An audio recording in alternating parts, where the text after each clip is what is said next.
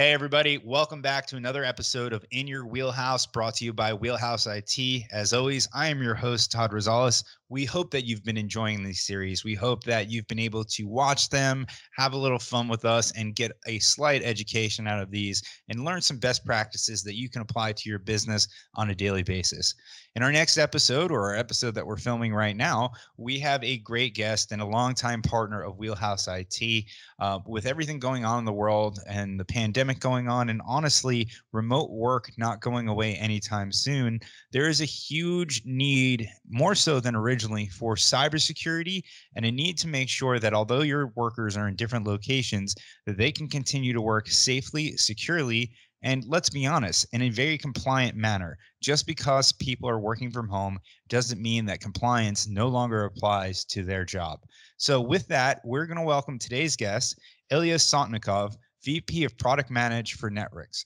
Ilia, thanks for joining us today. Thanks for having me. Hi, Todd. Oh, please. The pleasure is all ours. With everything that you guys have done to help WheelHouse with our clients, I think it's time that we shared what you guys do with everybody. So, I mentioned kind of in the brief trailer getting into the show that we're in a different place right now. Cybersecurity was top of mind leading into this pandemic just because of the times that we're in. We're in 2020. Everything's going digital, and they're with people not keeping data in file cabinets and keeping them within their corporate networks and everything else. There's a huge need for what you guys do from both a compliance side and a security side. Can you give us a little bit of an overview of Netwrix and just tell us what you guys do at a high level? Because I want everyone to have some context as we get into our conversation. Absolutely, and yeah, obviously I can talk about this for hours, so I'll try to keep myself from that. So Netwrix has been in the market for over a decade now, and our priorities and our core functionality that we deliver to the market is lying around the identification of sensitive data, identification of and discovery of assets and potential risks in the environment, and then from there go into advice into how to protect that, how to mitigate those risks, and some automation on top of that. And then finally, we also do a lot in terms of detection of any abnormal activity, keeping the audit trails, helping you identify who did what, when, and where, how they use the access, and so on and so forth, and kind of informing your decisions on how to remediate those activities or how to recover from potential impact if you actually get a breach. So that's in a nutshell what we do. I think the most important thing that people should take away from what you just said, when they think cybersecurity, for the most part, I'm sure they're thinking firewalls and antivirus, anti-spam, and just a lot of different protection mechanisms, right? And those are all very important because it's always good to fortify your defenses. But I think what sets you apart is the fact that you guys are taking proactive steps, right? You had just talked about some of the assessments and some of the tools that you have to identify where all of this data lives. Now, it doesn't matter what kind of defense fortification you have if your data is not within those walls. So talk to us about what you guys do on that, the forefront there to help identify the data that really needs protection, how we can triage that, and realistically, let's get into that part of it, because we can get into the protection later on. But I believe that as an organization is looking at a cybersecurity plan, that this is really the most important piece when coming up with that plan. Oh, well, and you're absolutely right, Todd. You can't protect what you are not aware of, right? If you don't know that you have personal information or health information or financial information, whatever you are protecting, maybe your company's IP, whatever it is, if you don't know where it exists, if you like you said, if you build a secure location, you've built all your controls around that, you've got decent protection around that, but then the data that you are supposed to protect is not necessarily sitting there and only there, but it sprawls to other file shares or SharePoint sites or Dropbox location, whatever it is. If it kind of goes around, not because someone is doing that maliciously, but because IT is not always aware of the business processes, or the business teams, or the knowledge workers, the sales teams, the marketing teams. They are always looking for the ways to be most efficient. So if there is a partner demonstration or presentation happening 10 a.m. tomorrow, and it is late in the evening, and you've worked long hours, and for whatever reason the location where this data is supposed to be is not available, you are not opening in a help desk ticket. You are just putting that wherever it is convenient, to your typical file share, or to your team's SharePoint site, or wherever it is, right? So that's how it works, and no one is trying to be malicious, but the data just sprawls naturally. And being able to identify it, being able to say, discover where it is, and be able to not only discover the data itself, but also understand what is the exposure, right? Because if it is located, or if it kind of drops into a folder that it is not supposed to be in, but this folder is still relatively secure, it is only specific to a particular project. So yeah, that's not the best governance, and you still want to remediate it, but the exposure is minimal. As opposed to, you've got a public share where typically employees would, I don't know, post pictures from corporate events, or for whatever, stuff. And it's available to everyone in the company. And someone just puts that spreadsheet with, all of your clients in a particular region because someone just asked them to share that export from from your customer relations database. And that's where you get a problem, and that's where you've got overexposed file immediately, and that's how you get into trouble if you don't know about this.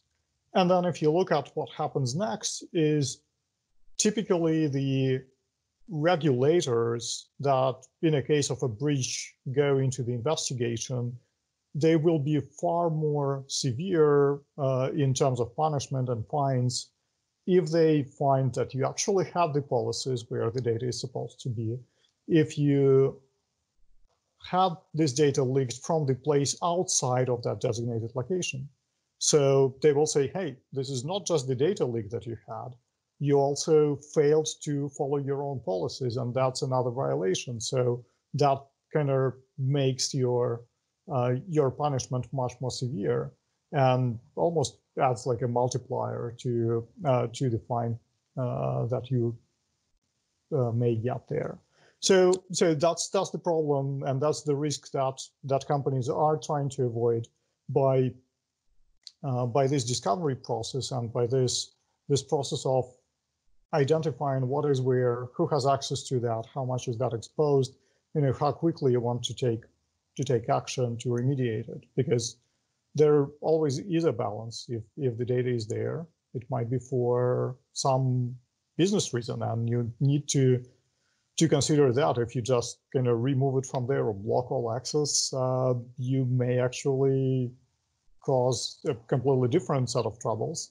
So you need to work with the business, but to do that, you need to come there prepared. You need to come to the business owner of that data with the information. Hey, here is the exposure, here is the risk, here is the policy. Tell us what we want to do here, right? Because you either reduce the access levels, you install additional, you have additional controls around that, or you remove the data from that location altogether, whatever works best in each particular situation. So this is the kind of conversations that you as the IT security leader can have if you have that knowledge, and you can be a good business partner there, protecting the data that is important. So, when I look at cybersecurity, and again, just kind of listening to everything that you're saying, it seems to me as if one of the biggest factors or biggest threats to cybersecurity is not your network or not really, the defenses that you put up, but really human error and humans in general, right? Because we're the ones that are putting post-its under our keyboards. We're the ones that are dropping files in the wrong areas and everything else. Like, you just gave a ton of great examples on all of that. I shouldn't incriminate myself on my own podcast for the company that I work for, but I can tell you when I am running out the door, it's the end of the day, or I need to go check on my family, if I need to send an attachment from one email to another or something along those lines, I very often will save that document to my desktop. And the way that we work here at Wheelhouse is we actually have bring your own devices. So technically, that could be bad in the long run. Now, I try very hard not to do that. And most of the time, I will drop that back into a OneDrive or a more secure location after the fact. But I'm sure I'm not the worst violator of that. And I'm sure there are a lot of other bad people, not bad, just people, like you said, they don't have bad intentions, but they're looking for efficiencies in their job process, right? Hey, if we can cut out this step, we can do 10 times more of this or whatever it is. Now, I'm simple-minded, so I'm a big fan of analogies. I look at cybersecurity as almost like, and a lot of people in South Florida can relate to this, planning for hurricanes. We had FPL on this show recently, and as much prep and effort that the municipalities in Florida and FPL does to prepare our state for a hurricane, aka putting up the fortified defenses, every person within the area still needs a plan for themselves and their families in order to execute on that plan to properly get through the storm. Based on what you're telling me, I feel like cybersecurity is the same way. And what you guys are doing there is not only are you going into the client beforehand. So just to give an example, as Wheelhouse, we are managed services providers. We, for the most part, take over IT operations of many clients around South Florida, New York, and other places around the country. And what helps us a lot when we first go into a client is using tools such as yours and helping us discover how things have been set up to begin with. Because as you said, they don't have those standard operating procedures in place. They don't have the policies in place. So we need to go and discover what's been put in place already. Is it what we think it is? And then we can execute from there. Now, you already told us that there's a big focus for you on that. Do the tools that you offer also continue to do that after the implementation, after the SOPs have been established, after the policies have been established? Because as you said, they get more mad if you have all the things you're supposed to have and you're not doing what you're supposed to do. I mean, it's just like our parents when we were growing up. You say you're going to make your bed and you don't do it. They're more mad that they said you were going to do it and you didn't do it. So how do your tools actually help companies after they've adopted it, after it's kind of cleaned up that network? Love your analogies. They can relate to some of them. Anyways, so first of all, I totally agree that it's not just about technology, and as you lead the IT or IT security, it's a combination of technology, of business, and of kind of human elements of that. So that's really important to not forget about this. And if you only focus on the tools without having the education plans and enablement and trainings and all that, obviously you cannot succeed as the security leader. That's for sure. But then to your question, it is absolutely not a kind of set and forget kind of thing. You cannot just do a discovery once and kind of map out your environment and say, all right, I'm done. I will come back to this, in the next decade or whatever, or whoever comes next in my position is going to do the same exercise. So you absolutely have to keep this as an ongoing exercise. And there are processes, and some people would talk about data security governance, for example. So there are many names under which this kind of goes, or IT governance in general. But you definitely need to have the processes defined. You definitely need to have controls in place, both organizational and technical, to be able to not only quickly identify when something goes out of those locations where it is supposed to be or goes out of the baseline, but also to be aware of any changes or any activity by privileged accounts or by privileged users. Being able to kind of correlate that with your change management, whether you have a formal change management process and tickets, and most organizations these days probably have that, but I know many smaller or maybe less mature organizations in terms of their processes, they would have less formal change management, but still there is some sort of approval, whether it is in the email or whatever. So making sure that you are aware of whatever is happening and you are able to actually notice that, hey, someone deleted a database or a table from a production database that supports our application.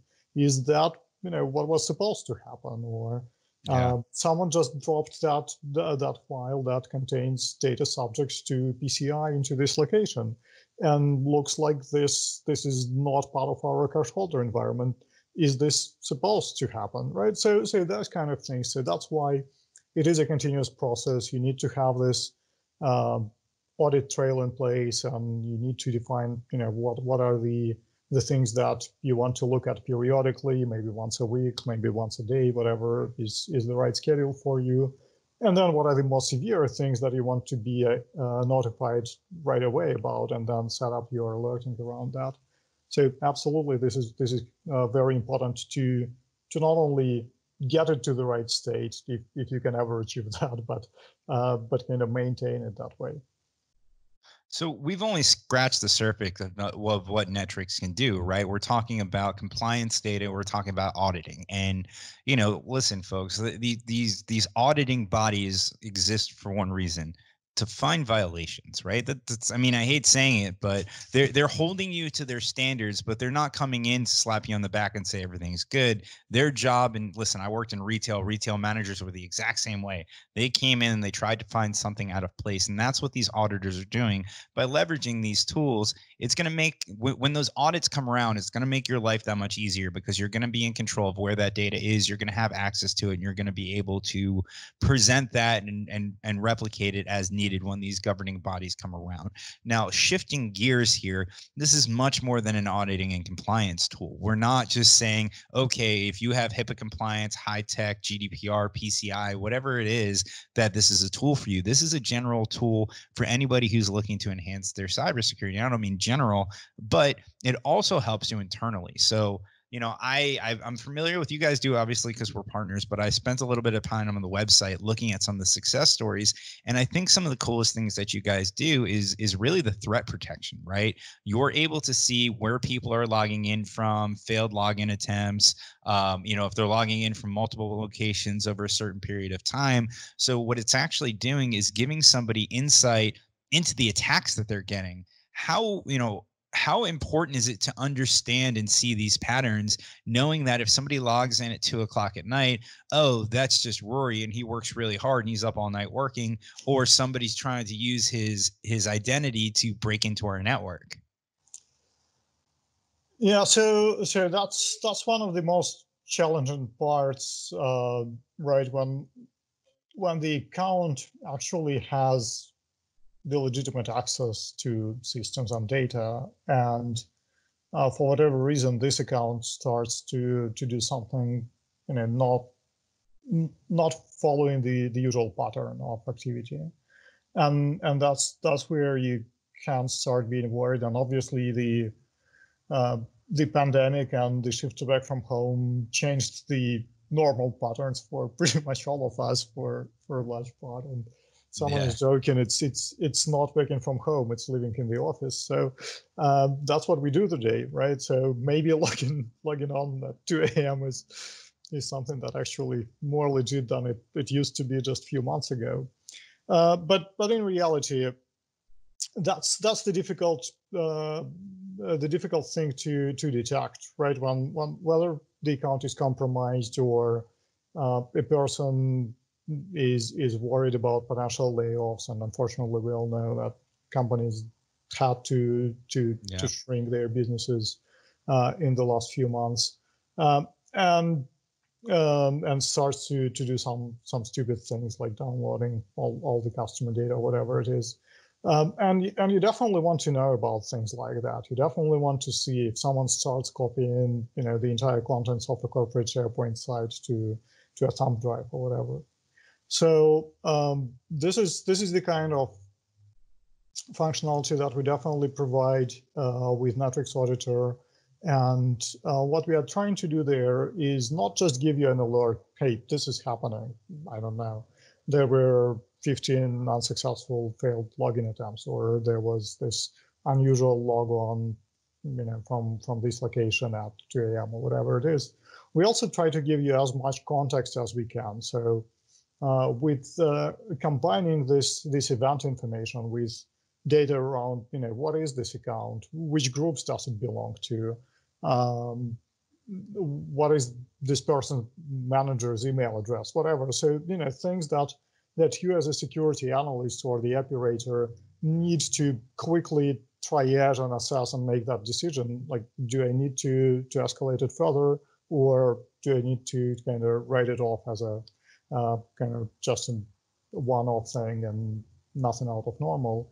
And then combining that with information around permissions and information about the sensitivity of the data or types of the data in that location, you really get much more rich context that really helps you to prioritize properly. So if you've got to deal with, I don't know, 2 or 5 or 10 or whatever number of these alerts, you have that information at your fingertips to look into. All right, what's at stake here?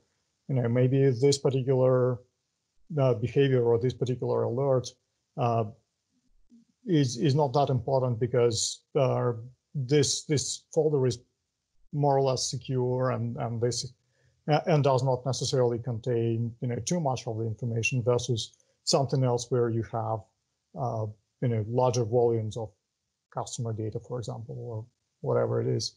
So we really believe that it's not only about detection, and there are systems out there that can correlate a lot of data and provide very sophisticated ways to detect potential attacks and indicators of compromise and all of that. But where we hear a lot of clients telling us that they have an issue is prioritizing all those alerts and being able to quickly triage them and decide which is actually an incident versus something that you can safely ignore for the time being. And that's where we try to give that context and that information that allows you to assess the risk quickly. Well, it's certainly an invaluable tool to someone like us with WheelHouse, especially when we handle the IT operations for so many clients of so many different sizes. And it helps us at all facets of what we do. It helps us before the engagement to help discover, what we need to do, and helps us look at that information and create a plan around it. And then it helps us actually do the implementation and the execution to execute on that plan. And long term, it helps our support staff maintain and realistically support our clients, right? So we tend to take advantage of all the things that we know. I think, you with my guidance have been doing a great job educating people on the specific situations where Netwrix is a phenomenal tool to use. Bringing it back full circle, we talked about the fact that we're in a pandemic right now, and we look at everybody that a lot of clients and a lot of companies around the country and really around the world are now having to support these massive remote work staff. A lot of companies have gone out and they've adopted cloud solutions, whether it's a Google Suite or Microsoft. Obviously, here at WheelHouse, we like Microsoft more, and it's the Kool-Aid that I've been drinking for the past 12 years. But I understand there are other solutions out there. They've been adopting platforms such as WebEx or Zoom or Microsoft Teams, as we use pretty often, and they're bringing in all these different cloud-based solutions that people are accessing outside of the corporate network. And today we now have new issues that we may not have had to deal with in the past because of where everybody is working from.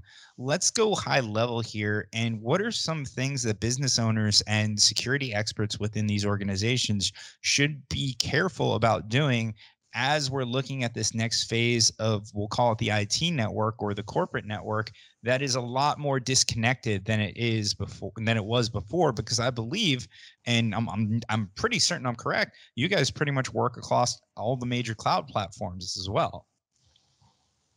So first of all, yes, we from data discovery perspective, we do work with the file sharing cloud services like Box, Dropbox, Google Drive, but similar to WheelHouse IT, we are definitely a Microsoft partner, and that's where a majority of our clients are.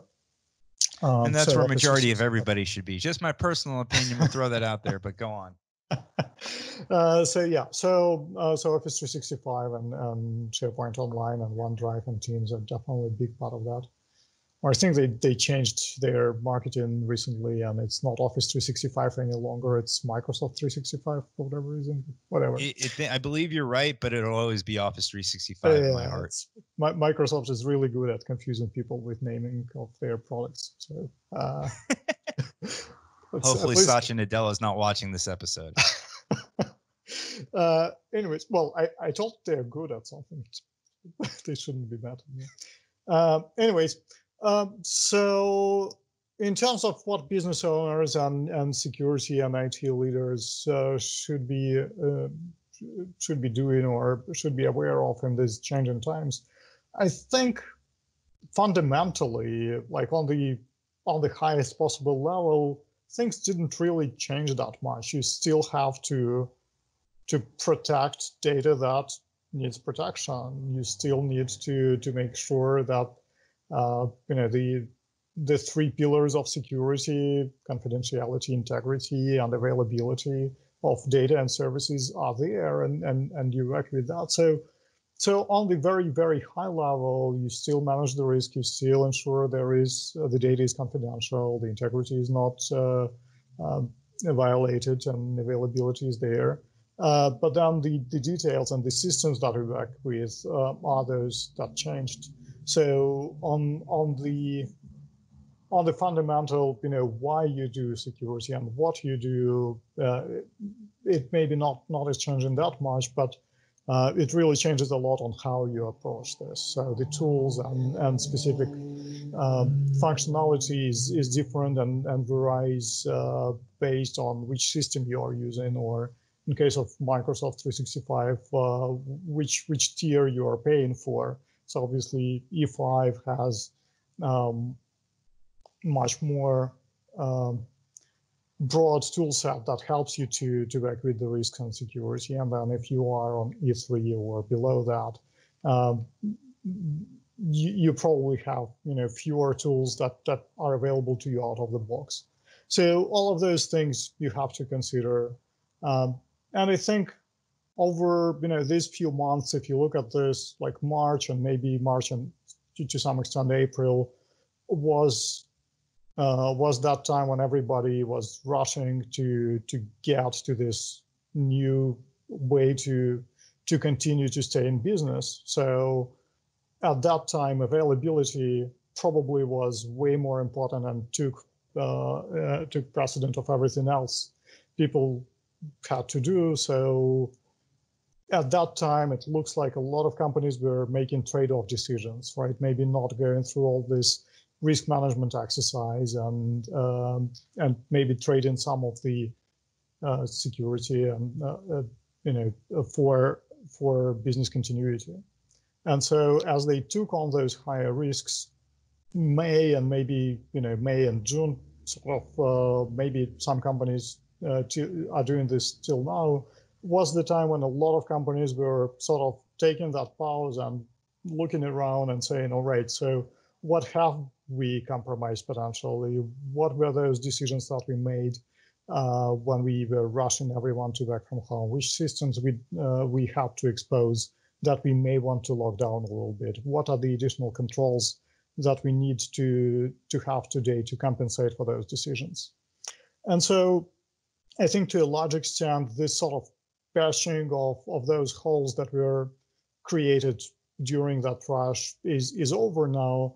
And so those most immediate risks and those most immediate issues, I hope a lot of companies have addressed already. And now it is potentially a good time to kind of go back as a business and have that conversation with the business leaders and with your IT leadership, IT security leadership, to say, all right, what is this new reality that we are in now? And what are the ways we can optimize, and what are the ways we can kind of rethink our security strategy and processes and tooling to some extent, that will help us going forward. Because like I said, a lot of decisions that had to be made over the last few months were either kind of rushing to keep the business up and running, or patching the most immediate issues and holes that were created in process. And so now it's a good time to kind of look back and reconsider and reevaluate your posture, basically. I couldn't agree with you more. I think, like you said, people just scramble to make sure that they can work, and there are trade-offs made. And I think business owners really, and you said it, I'm just basically repeating what you said, because one of the most important things in IT is redundancy. And one of the most important things in IT is redundancy. And one of the most important things in IT is redundancy. And you can see what I'm doing there.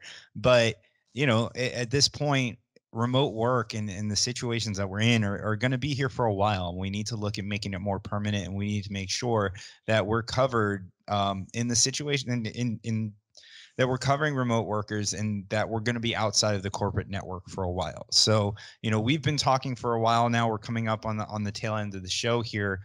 Listen, you're the expert. I'm just the guy with a microphone. So is there anything that we have not covered that you think would be a good leave behind for the folks watching today? And then we can get on with our lives.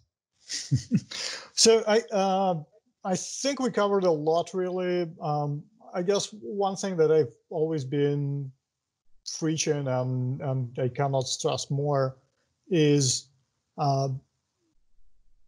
security is not a technical task. It's not a technical issue. And risk management is not a purely technical exercise.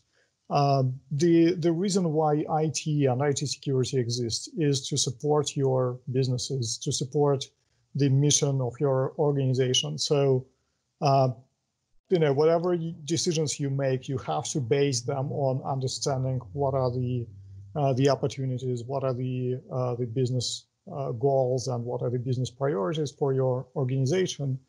And so I would encourage everyone to, and all of our listeners here, to just never think that they are alone in this, and talk to your executives, talk to your business leaders, make friends with business unit leaders. And just talk to them about what is challenging now. What are your projects right now? What are you thinking about opportunities? Because in those conversations, you will learn about, oh yeah, we have hard time doing this or that, and that's where you can notice that people, when they see those challenges, and like we were talking in the beginning, they want to be productive, they will try to overcome those with whichever tools are available to them, and so they may go off the prescribed path and off the normal process. And the same with learning about new initiatives or new set of goals, or the expectations from the business side. You will be able to kind of jump on that before that project is implemented, if you know about this project, rather than try to kind of catch it to add some security on top of it later on, which is never a good thing. So that's probably another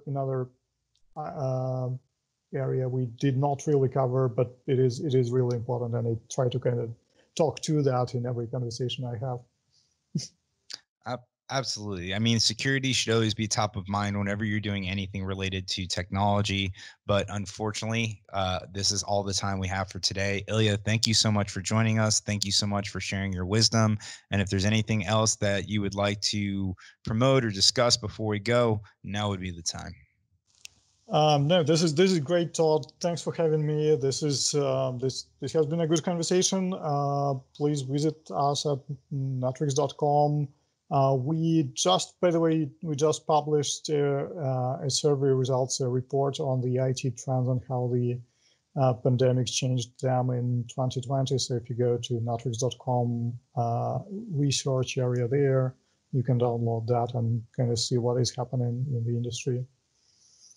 Very cool. Well, we will make sure that we drop those links in the description of this episode so you can go ahead and make it easy and click on them directly. If you want to learn more about Netwrix, you can also go to wheelhouseit.com. That is wheelhouseit.com. And if you'd like me to educate you personally, you can reach me at todd.rosales at wheelhouseit.com. That's todd.rosales at wheelhouseit.com. This has been another episode of In Your Wheelhouse, and we'll see you next week.